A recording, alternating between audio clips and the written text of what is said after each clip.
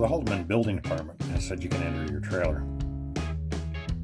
I'm here again with another short video for you, coming into the long weekend and getting back into the park at Knights Beach. So remember, you may have to use a deck that is deemed unsafe to get over to the door of your trailer, so if you have to do that, be careful.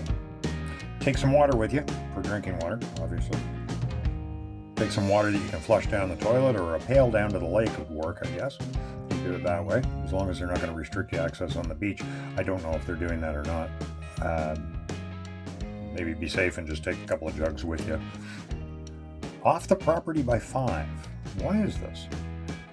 I looked through the rules and regulations. Now, I just skimmed over it, didn't look all that carefully, but I'm wondering why Marlene came up with that idea. That you have to be out of there by 5 o'clock. That doesn't seem fair. And this information came from an email that was circulating. I heard about Marlene giving you a refund from the 12th or something like that. I mean, it's not important what that date is.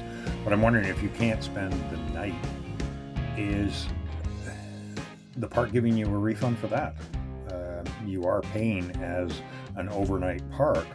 The bottom line is you could use it every single day until next fall, spending every single night. That's what you're paying for. So if they're not letting you do that, is there any kind of a refund for that? Now, I want you guys to remember something. Obviously, I'm very negative in these videos. It's not directed at you guys. It's not directed at tenants. It's directed at your landlord. The negative things I say are to point out to you the kind of landlord that you're dealing with. Some of you, I know, clearly understand the kind of landlord you're dealing with, but others, I can tell by the things you've written and said, that you still hold out high hopes for them being good folks.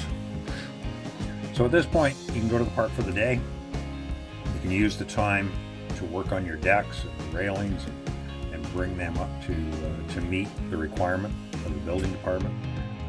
They've given you until sometime in July, I think it is, so you've got lots of time to do it.